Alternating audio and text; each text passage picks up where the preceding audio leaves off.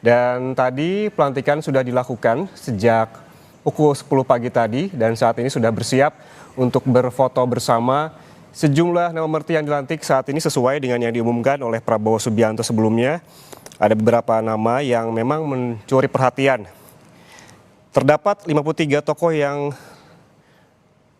memang datang untuk dilantik menjadi menteri dan juga ada wakil menteri.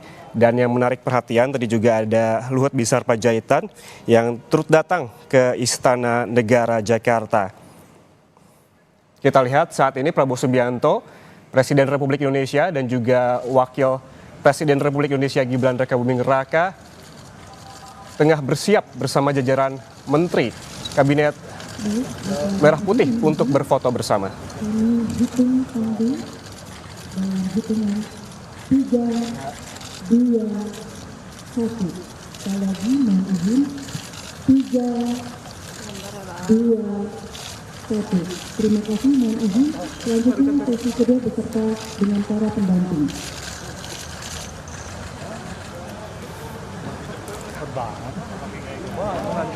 Udah, fotonya. Udah. Sama istrinya. Menteri Presiden siapa ya?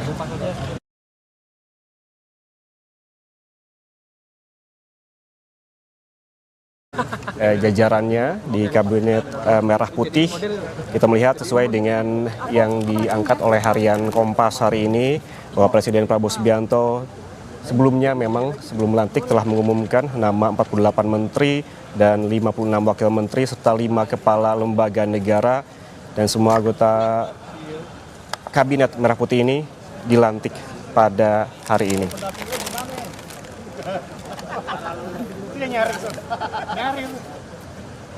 Di studio Kompas TV saat ini masih bersama dengan pengamat politik dari Universitas Al-Azhar, Ujang Komarudin, yang sedari pagi memang sudah memantau jalannya pelantikan ya Kang Ujang ya.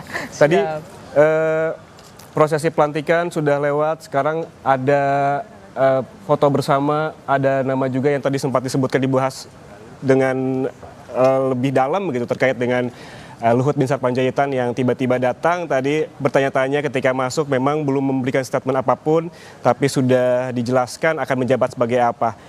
Tanggapan Kang Ujang terkait dengan hal ini karena memang sebelumnya tidak menyangka karena tidak sempat disebutkan, tidak ada dalam pembekalan, tiba-tiba namanya muncul dan dia datang pada saat pelantikan hari ini. Seperti apa Kang Ujang? Ya, saya melihat kalau dilihat dari pengalaman beliau yang sudah banyak gitu. Maka ya soal pembekalan itu ya bagi beliau sudah lewat lah, kira-kira begitu. Artinya sudah mumpuni dalam konteks menyelesaikan persoalan ekonomi. Kan dapat posisi Ketua Dewan Ekonomi Nasional. Jadi ketika pandemi pun sudah bisa menyelesaikan ekonomi pasca pandemi dan pasca pandemi. Nah, saya melihat kelihatannya ini jabatan yang bukan hanya sebagai amanah bagi Pak Luhut, tapi jabatan kehormatan juga dari Pak Prabowo kepada Pak Luhut yang dianggap mungkin berjasa ya bisa menstabilkan ekonomi. Yang tentu ini dibutuhkan pikirannya, gitu ya, dibutuhkan kerja kerasnya juga untuk menjaga stabilitas ekonomi ke depan gitu. Apa juga ini menjadi sebuah statement yang mempertegas keberlanjutan dari pemerintah Jokowi ke Prabowo dengan hadirnya Luhut Binsar Panjaitan ini? Ya kelihatan bahwa Pak Prabowo konsisten dengan konsep keberlanjutan itu. Bukan hanya Pak Luhut saja, kan menteri-menteri yang lain juga kurang lebih ya 16-17 dari wajah yang lama Jokowi Maruf Amin diboyong oleh Pak Prabowo di Kabinet Prabowo Gibran, Kabinet Merah Putih. Oleh karena itu saya melihat ya konsistensi ini kan harus betul dijaga. Karena ini kan bagian daripada slogan, dikampanyekan, lalu dijalankan dan harus dieksekusi. Kalau saya melihatnya sesuatu yang baik saja ketika Pak Prabowo ingin melanjutkan sesuatu yang baik dari pemerintahan Jokowi.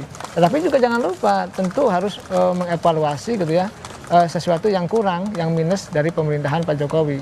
Nah, setiap pemerintahan tentu ada dinamikanya, ada plus minusnya. Oleh karena itu Pak Prabowo harus mempertegas mana sisi-sisi bolong, masa sisi kurang, sisi minus dari Pak Jokowi yang harus betul-betul diperbaiki ke depan begitu.